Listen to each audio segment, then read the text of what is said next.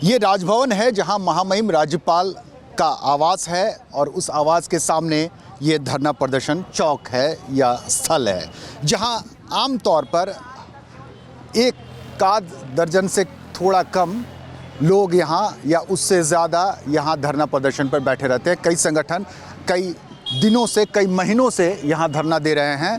यह आम बात है कि पंचायत सचिवालय सेवा संघ हो या फिर जेटेड सफल सहायक अध्यापक संघ हो या फिर अलग अलग लोग यहाँ धरना देते हैं, अलग अलग संगठन। और आज कुछ खास है क्योंकि खास लोगों ने यहाँ आज राजभवन के सामने आकर अपनी आवाज़ उठाने की कोशिश की है।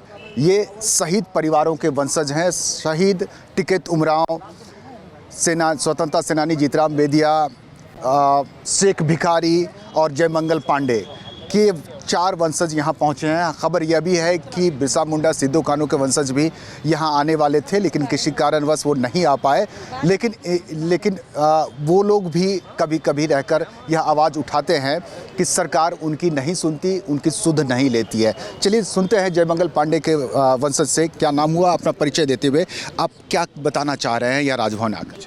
ये मेरा नाम सच्चिदानंद पांडे हुआ और मैं शहीद जयमंगल पांडे 1857 के जो स्वतंत्रता संग्राम के नायक हैं उनके 7वें पीढ़ी का वंशज हूँ। मैं हजारीबाग से हूँ।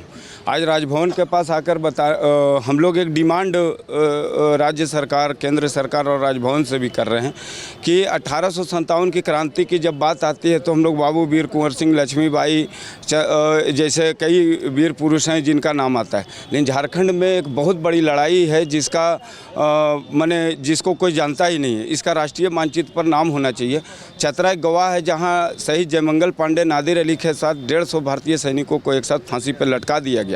वहाँ शहीद जयमंगल पांडे और नादिर अली ने मिल करके 56 अंग्रेजी सैनिक को मार गिराया जिसका कब्र बना हुआ है। टिकैत उमराव का एक अलग कहानी है उसी युद्ध में।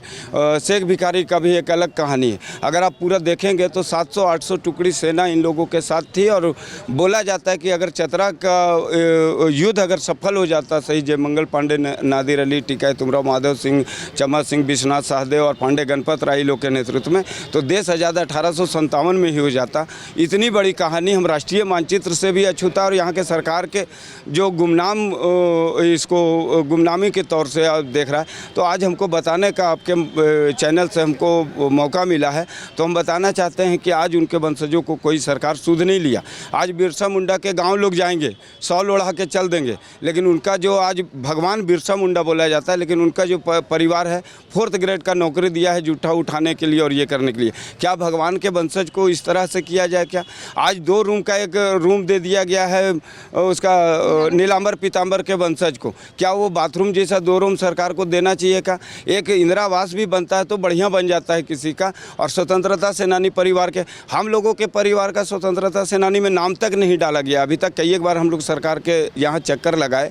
तो आज विभिन्न मांगों को लेकर के जिस तरह विधायकों को आपने सारा सुविधा दिया है, जिस तरह से अभी झारखंड के आंदोलनकारियों को आप बुला करके आप सम्मान भी दे रहे हैं और पेंशन भी दे रहे हैं, तो क्या 1857 जिसकी बलिदानी से देश आज़ाद हुआ है, जिसके बलिदानी से आज देश स्वतंत्र हुआ है, उस बलिदानी के वंशजों को क्या कोई अधिकार इस राज्य में नहीं है? क्या इस देश में नहीं है? क्या तो हमारा भी अधिकार है कि जो सरकार, जो अन्य विधायक, सांसद सबको सुविधा दे रही हो, हम लोगों को दिया जाए। हम लोग भी राजनीतिक रूप से हम लोग तैयार हैं।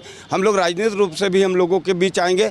और तीसरा चीज़ ये है कि जो सुविधा यहाँ के विधायकों को दिया जाता है, यात्रा भत्ता से लेकर के ये सारा चीज़ हम लोगों को मिलना चाहिए। ये इसकी अगर नहीं मिलेगा तो हम लोग राजभवन के पास 1 दिवसीय उपवास सांकेतिक रखेंगे और उसके बाद भी अगर राजभवन के पास राज्यपाल से मिलेंगे। और राज्यपाल से मिलने का समय मिला है? नहीं, बहुत बहुत धन्यवाद। मेरा नाम इम्तिशामुल हुआ, महान क्रांतिकारी शहीद शेख भिखारी की पोती हैं। और आपके चैनल के माध्यम से मैं सरकार को अवगत कराना चाहती हूँ कि जिस तरह से झारखंड में जो क्रांति थे 1857 से लेकर अभी तक का जो हम लोगों का सफ़र रहा है, तो हमारे जो दरमियान में जो घटनाएं घटी तो अंग्रेज़ों को जो हम आपकी कहानी सुनेंगे क्योंकि पूरी दुनिया शेख भिखारी और टिकैत उमराव या जयमंगल पांडे की कहानी है। कितने लोग उसके वंशज कितने लोग हैं? अभी 30 से 40 लोग हैं इस परिवार में हमारे, लेकिन सारे लोग कोई बांस काटते हैं, कोई मजदूरी करता है, कोई कोयला लाने पे मजबूर है, कोई लिंचिंग जैसी घटनाएं घटने से बाल वाला भी लोहरदगा में घटा था अभी आज से 4 महीना पहले। तो हम लोग मूलभूत सरकार से कहना चाहते हैं कि हमारे जो पूर्वजों ने जो बलिदान दिया था, इसी दिन के लिए नहीं कि हमारी परिवार, हमारे देश की वासियाँ या हमारे परिवार के जो लोग हैं उनको दर दर का ठोकरें खाने पड़े। मैं आपके चैनल के माध्यम से सरकार से कहना चाहती हूँ कि दादा, आप हमारे सबको बुला के आप सबको कहीं ना कहीं आप सबको सम्मानित कर रहे हैं, लेकिन आप हमारे परिवार को कभी मिलने के लिए नहीं। आपके विधायक, आपके जो मंत्री लोग हैं 8 जनवरी 2000 से कभी भी, मतलब 8 जनवरी को माल्यार्पण करते हैं या 2 अक्टूबर को जो है हम लोग उनका जन्मदिन मनाते हैं और उनका शहादत दिवस जो 8 जनवरी को होता है, लेकिन उसके बाद हम लोग उसे कोई सुनता नहीं है। तो इसलिए मैं आपके चैनल के माध्यम से मैं सरकार को बताना चाहती हूँ कि मुझे आप खासकर हेमंत जी से मिलना है अपनी बातों को रखने के लिए, और राज्यपाल से भी मिलने के लिए आए। तो आपके चैनल के माध्यम से हम लोग यहाँ पे उनको बताने के लिए आए कि हम लोग को मिले, क्योंकि मैंने 4 बार प्रयास किया सीएम से मिलने के लिए, लेकिन हम लोगों को मिलने के लिए नहीं दिया गया है।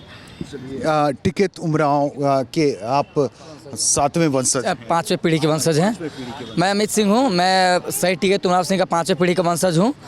हम लोगों ने देखा है कि हमेशा जो है बहुत से हमें जैसे देश में आर्मी हो चाहे विधायक, बहुत से चीज़ें कार्यकर्ता लोग हैं, वो लोग अगर कोई कुछ हो जाता है तो उनके लिए पूरा देश में हंगामा मच जाता है, चाहे राज्य में हंगामा मच जाता है। लेकिन जो देश के लिए शहीद हुए, जिन्होंने पूरे बलिदानी दे के इतना बड़ा हम लोग को आज़ाद किया, तब हम जाके इतना बड़ा काम कर रहे हैं, चाहे रह रहे हैं, चाहे खुशी खुशी सब रह रहा है, लेकिन उनको पूरा अनदेखा किया जा रहा है। सरकार ने तो एकदम आँख मूंद दिया उनके प्रति कि हमको कोई मतलब नहीं, उन लोगों को उस टाइप से कर दिया है। लेकिन उन्हीं को देखते हुए हम कहना चाहते हैं कि हम लोग ज़्यादा कुछ नहीं, कम से कम जो मूलभूत अधिकार हम लोग को वो बस दे दे, कुछ हम लोग को कुछ जीविका जीने के लिए कुछ नौकरी ही दे दे, ताकि हम लोग अच्छे से रह सके। ज़्यादा नहीं, हम ज़्यादा हाई फाई भी नहीं मांग रहे हैं कि 4th ग्रेड 3rd ग्रेड भी कुछ दे दे, ताकि हम लोग जीविका जी सके, एक पीढ़ी सुधर जाए, उससे हम लोग अपना पीढ़ी सब सुधार लेंगे। तो हमको बस मूलभूत अधिकार चाहिए, बस हम उतना मांग रखना चाहते हैं। चलिए, जीतराय बेदिया स्वतंत्रता सेनानी थे, उनको भी बहुत लोग नहीं जानते, आपको भी लोग नहीं जानते। कैसी चल रही है घर की खर्चे पानी काम धाम? बहुत मुश्किल से खर्चा पानी चल रहा है। और अभी मेरा नाम हुआ धनराज बेदिया और हम इस बार मुखिया भी हैं, लेकिन बहुत कष्ट से हम लोग पंचायत में बहुत मुश्किल से हम लोग जीते, बिना पैसा के। बहुत आदमी वही शहीद के नाम से लोग बहुत वोट दिया और जिताया भी कि काम करेंगे, जब उनका वंशज हैं तो वो अच्छा काम करेंगे कह के हम लोग को मदद किया। लेकिन सरकार तरफ से कि जो चीज़ फैसिलिटी वंशज लोग को मिलना चाहिए शहीद का वंशज को, लेकिन वो सुविधा अब तक सरकार नहीं दे पा रही है। जैसे शहीद परिवार को कम से कम पेंशन भी देना चाहिए, या आवास जो मिलता है सरकार को उसको मिलना चाहिए, या चतुर्थीय वर्ग कर्मचारी में कहीं पर लगाना चाहिए। सरकार के पास इतना वैकेंसी है, लेकिन हमको लगता है स्वतंत्रता सेनानी केवल फूल माला केवल चढ़ाने के लिए है, परिवार के लिए वंशज के लिए नहीं है, मूर्ति के लिए है, बाकी लिख के परिवार के वंशज के लिए कुछ नहीं हो रहा है।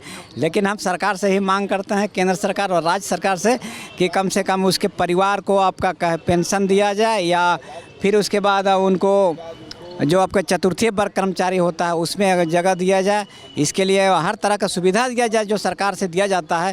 ज़्यादा हम क्या बोलेंगे। और हम लोग का जो प्रतिष्ठा में जिस तरह से देश के लिए अपना कुर्बानी दे दिए, तो कम से कम जिंदा है उसको भी तो आप लोग ध्यान रखिए कि उसको भी कुर्बानी देंगे, उसके बाद फूल माला चढ़ाएंगे। क्या बात है। बात बड़ी पते की कह दी, हंसते हंसते। बात गंभीर है। झारखंड अब कुछ दिनों बाद 23 साल का हो जाएगा। झारखंड गठन की अलग राज्य की डिमांड ही यही थी कि यहाँ के वंशजों को, शहीदों को, स्वतंत्रता सेनानियों को, यहाँ के आदिवासी मूलवासियों को अपना अधिकार मिले। पर आज भी यह संघर्ष, यह लड़ाई जारी है जो राजभवन के दहलीज तक पहुँची है। कैमरा पर्सन विकास के साथ सुरेंद्र सोरेन, रांची से।